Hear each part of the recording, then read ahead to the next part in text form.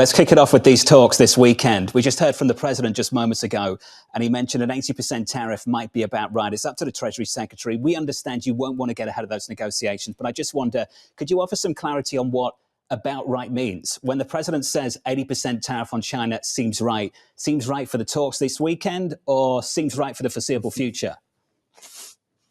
Yeah, I was one of three people that was with the White House the first term for all 4 years.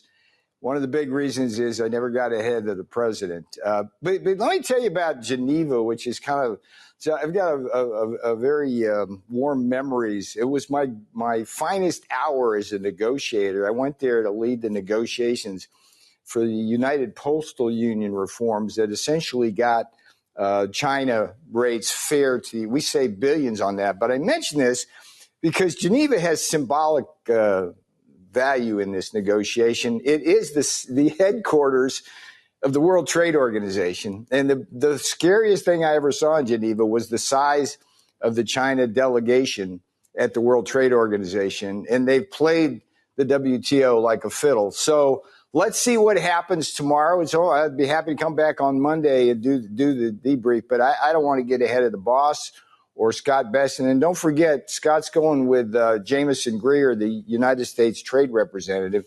He's the guy who learned at the knee of Bob Lighthizer the first time around, was there for all the China stuff. And he's the guy who was the architect, along with Howard Lutnick, of the UK deal. So let's see what happens. It's two of the very best, sir. We'll certainly pencil in. Interesting weekend for the markets. We'll pencil in an appearance with you for Monday. No worries about that. I'm looking forward to that conversation. Just going into the weekend and reflecting on your experience dealing with the Chinese.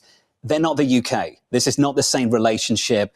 The trade relationship is tremendously unbalanced and has been for a long, long time. Can you frame for us how difficult it has been previously for you to negotiate with the Chinese, and how much longer it could take with the Chinese relative to, say, the UK and other trade partners? Well, I can tell you, I think I sat face-to-face with the China team maybe 7 times during the first term, and twice Xi Jinping was there. It was G7, the G20, both, I think it was Tokyo and Buenos Aires. What's so interesting to me, Jonathan, about China is that they have continuity. The same people are going to be in Geneva were the same people back then. And you know, our regimes change. We have different governments and things like that, but they have the advantage of that kind of continuity. But look, it'll be interesting. Again, I don't want to get ahead of Scott and Jameson or the president. I think let's see what happens. My role, and we've got 15 countries we run enormous trade deficits with that we've got to renegotiate the whole structure of those deals. And there's another 100 countries that cheat us in some ways, but smaller ways.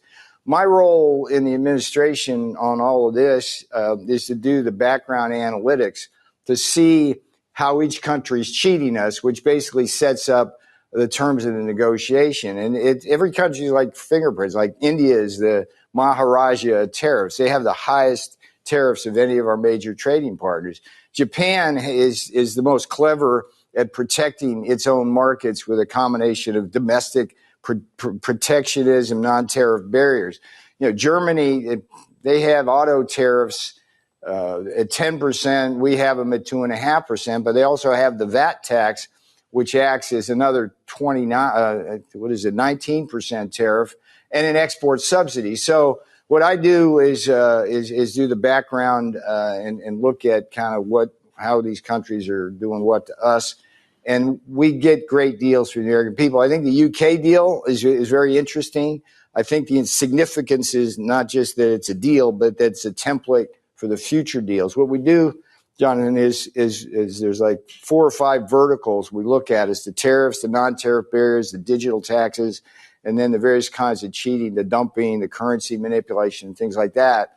And then from there, we assess what the asks are and what we need, and go forward from there. You're going to see a steady wave of deals. The USTR building is right across the street from the White House.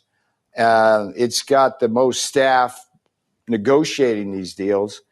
And it's like you go to the deli and you have to take a number and get in line. Every day there's delegations from around the world lining up to meet with Jameson Greer and Howard Lutnick.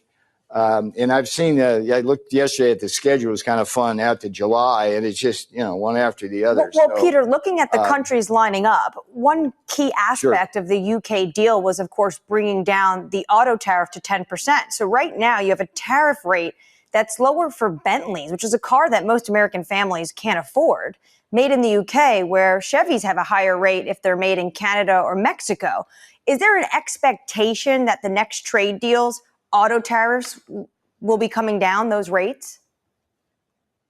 It's going to be country by country. I mean, the beauty about the UK is that it's a very small amount of exports they send us, and we have a hard cap at I think it's 100,000 units, where it goes right back up to 25%. And again, we're trying to do something that's mutually beneficial to both countries to get to a better place, while at the same time changing the level of the playing field so that it is more level. I think that for me, the beauty of the UK deal, besides that, was all of the good stuff we had for ag. I mean, one of the problems we have is this non-tariff barriers like phytosanitary standards. What's that? That's like these things they do to keep our pork out, our chicken out, or our beef.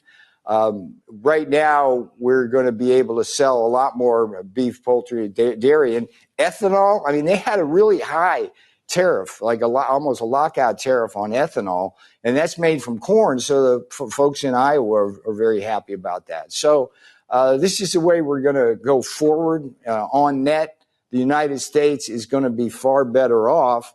And all we're doing is trying to level the playing field. I saw the EU kind of rattling sabers, I think it was yesterday, about some kind of retaliation. And I would just say to anybody who's in the European Union, I mean, how can you look us in the face and threaten us when your tariffs are higher? You have lost cases repeatedly at the WTO on us selling you things like beef and poultry, and you won't even honor that. So, Peter, yesterday the president called Ursula von der Leyen fantastic, and he said he hopes to meet her. But are you saying that the European Union is not as high on the priority list than, say, other trading partners like South Korea and Japan? Not at all. I mean, the EU, to be clear here, we have the second highest trade deficit with the EU behind China. So they're very high on the list. All I'm saying here is that I found it unfortunate that the EU kind of fired, I think some term was fired, shots across our bow. It's like retaliation will not work against the United States. We shouldn't have that. Let's talk. Let's figure this out. And it would be nice. Here, let's give peace a chance here. All we're asking for here in the United States of America is fairness. I mean, would you agree? Is there any disagreement on this set and on your set that the tariffs of the EU are higher and that the non-tariff barriers are higher and that the WTO in Geneva is basically sanctioning that through two things? One Peter, is the but would you agree with that? I mean, I think have I said anything that you would like to fact check there? There's a bigger question here. There's a bigger question here. And this is something that the German finance minister has come out and talked about, which is they'd be willing to drop all tariffs to zero. If the U.S. were willing to drop all tariffs to zero, there is a willingness to negotiate around the board to a lower tariff regime. Would that be acceptable to you, or is 10% the new floor? So let's stay with that. See, that's such a misdirection, okay? It's the non-tariff barriers, stupid, to kind of paraphrase Bill Clinton. It's like it's the non-tariff barriers. So when countries like Vietnam or entities like the EU say to us, oh, let's all go to zero tariffs and everything will be okay. That's not the problem. It's part of the problem, but the bigger problem is the non-tariff barriers. In Europe, it's the VAT tax. I mean, I don't know if you know this, but the United States has tried going back to the 1970s to get equity treatment for the VAT tax, which most countries of the world use, versus the income tax, which we use. We haven't been able to get it. because the WTO has a majority of people who benefit from sticking it to the United States. So they do. So the zero tariff thing, that's misdirection. And on your set, you should call it on that. It's, when they say, let's lower the non-tariff barriers and let's give you relief on the VAT tax, now we're talking. The VAT tax is a slightly different mechanism. This is all going to take a long time, and there are a lot of competing factors here in terms of who can possibly pull these levers. And I'm just wondering, we've got 2 months left in this 90-day negotiating period that is paused for the retaliatory tariffs. Does that just get extended out another 90 days as you have to deal with different legislative bodies to possibly remedy what you see? Well, we don't have to deal with legislative body. Well, okay, in the EU perhaps, but I coined a term in Trump time, which is to say do it as fast as possible without screwing it up. And that's all we're trying to do. I go back to the observation that the United States Trade Representative in that building, which is a historic building, by the way, beautiful to see if you ever get there. The lines, they're coming in and out. We're talking and we're talking. And, let's, as the boss says, let's see what happens. I mean, it's in everybody's interest around the world to level the playing field with the United States in a way which allows us to restructure this international trade environment, which is fundamentally skewed against the United States. I mean, we're losing, because of this system, the United States is losing our manufacturing base, we're losing our defense industrial base.